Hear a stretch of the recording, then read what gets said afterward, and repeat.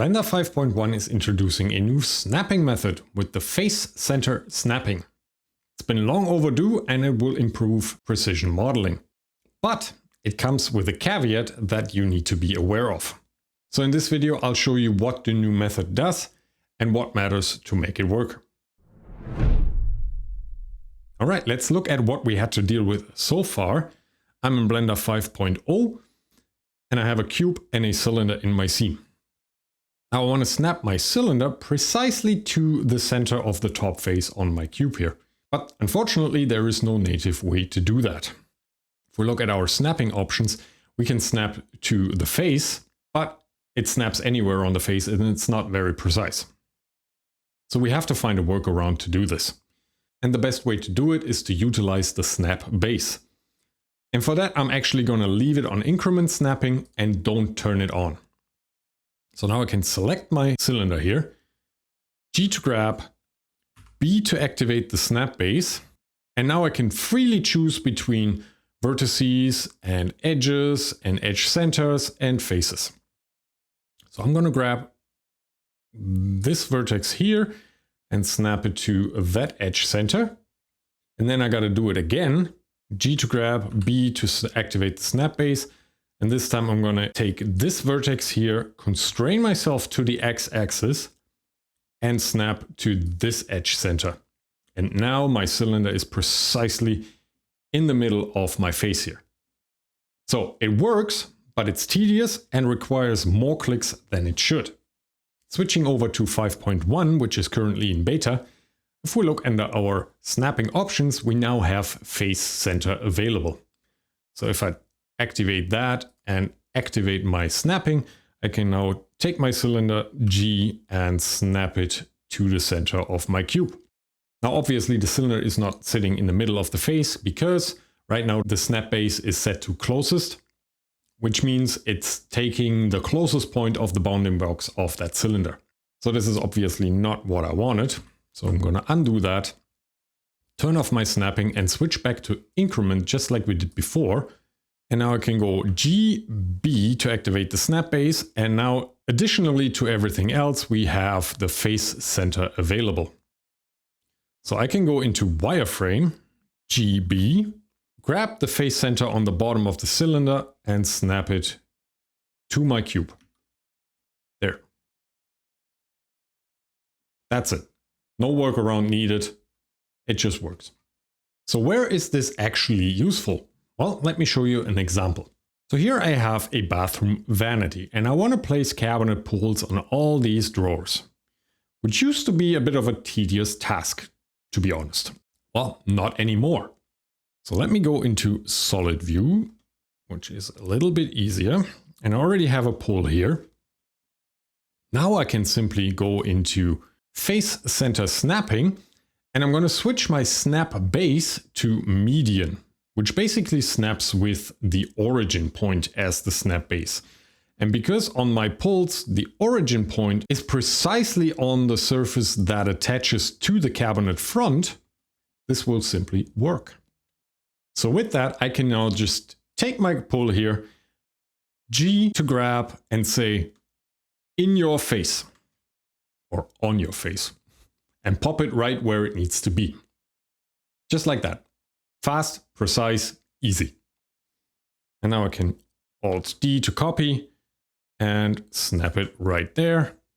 Alt-D to copy, snap it to there. Alt-D to copy and snap it right there, and so on and so forth. That's how fast and easy it is now with the face center snapping. Now I'm not sure why it took so long to make it into Blender, but it is what it is. Here we are. We finally have it and it's great. And by the way, this vanity was completely created using the brand new add-on Craftsman Cabinet Creator. Now, as I mentioned earlier, there is one big caveat with this method, and it's something you really need to be aware of, especially if you're a beginner. The topology of your model matters. Well, what do I mean by that? If we go back to our simple scene here and look at our cube, I'm going to go into top view and wireframe mode, face select, and I'm just going to move it a little over here so the origin point is no longer in our way. Now, if we look at our cube in face select mode, we see one of those little black dots on every face. That little guy right there, that is your face center. It's not a mole, it's the face center of each face. And on a regular cube like this, they sit exactly where you would expect them. That center on each face. So if we look at it, right there it is. Now watch what happens when I take one of the edges here and bevel them. Just like this. And go back to face select. Look where our little dot went. It's no longer in the visual center of the face. It shifted towards the rounded corner. And the reason is that the beveling created an n-gon up here, which means a face with more than 4 vertices. And Blender calculates the center of an n-gon differently than on a quad.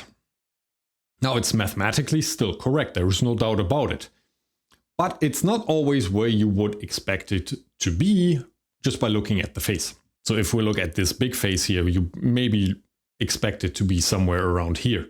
But actually it's all the way over here. You can basically think of it like gravitational pull. You got this cluster of vertices over here, and they basically pull the face center towards them. Now, you might say, hold on, Sasha, didn't you just snap with a cylinder? Isn't there an n-gon too? And you're right. If we look at our cylinder here, this is an n-gon too. But it's, let's call it a regular n-gon. It's a perfect shape, a circle, even if it has more than 4 vertices. But if I move this out of the way now again, so we can see our face center here, and I take just a couple faces over here and start moving them out of the way, watch what happens to that little dot.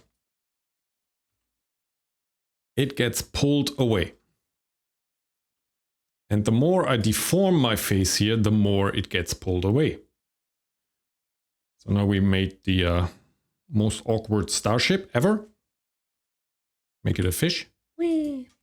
So now that this is an irregular n-gon, so to speak, the face center is not where you would probably expect it, somewhere over here. It's pulled over towards this side. So on perfect shapes like a circle, for example, it works because the face center will be exactly where you expect it. As soon as you deform it a little bit, that changes. So in practice, that means that the topology of your model becomes even more important when you want to use this method reliably. Going back to the bathroom, don't worry, just in Blender, let's look at where this falls apart. Now you may have noticed here that on these two cabinets I turned off the bevel, where here I have it still activated.